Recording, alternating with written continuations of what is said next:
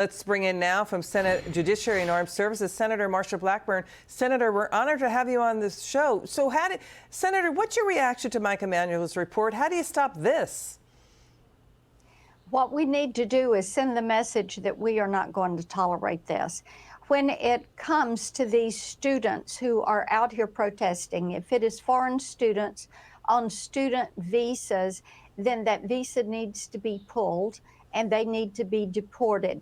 If you've got American students who are on federal student loans, then they need to lose their ability to have that student loan. And if Biden gets into this forgiving student loans, there should never be forgiveness on this. Also, any of these students, professors, faculty that are out protesting against the U.S. and sympathizing and self-identifying with these terrorist organizations, they should be added to the no-fly list and the terrorist watch list.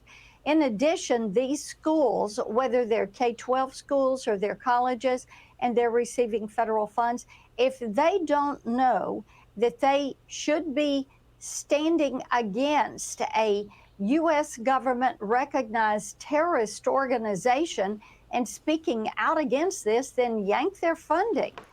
You know, Senator, remember after 9/11, the 9/11 Commission said the failure of what led to 9/11 was a failure of the imagination, that foreign terrorists just took advantage of the open society that is America. That's what's happening now. We have people who are not students, who are unaffiliated with schools, who are professional anarchists and agitators, many of them coming into this nation doing this. So, you know, these are public school leaders. They've got to stick to the law. They have less leeway than private colleges. So, and also businesses are reacting. Federal judges not hiring these students. The fact that it's happening in elementary school and public schools is poison. Listen to the CEO. We'd like your reaction to the head of Silicon Valley tech powerhouse, Palantir, and what he says is going on. Watch this.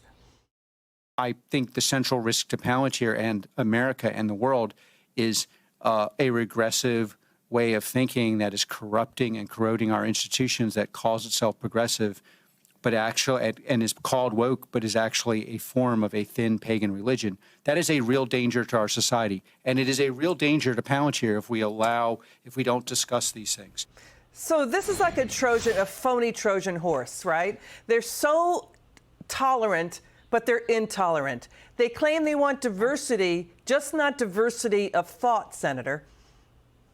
Well, you're right on that. And as we have investigated this, what we're finding out, Elizabeth, is that there are terrorist-affiliated organizations like Front for Liberation of Palestine and Students for Justice in Palestine who have been training. They've been meeting with student groups for months.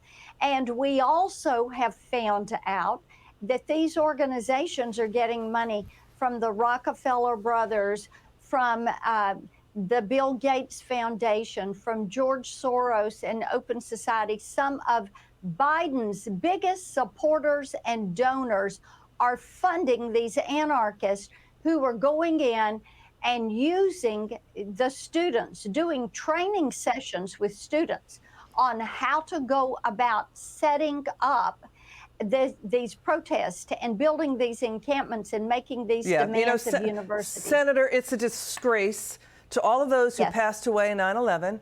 It's a disgrace to all of our women and men who fought against terrorism and dictatorships overseas.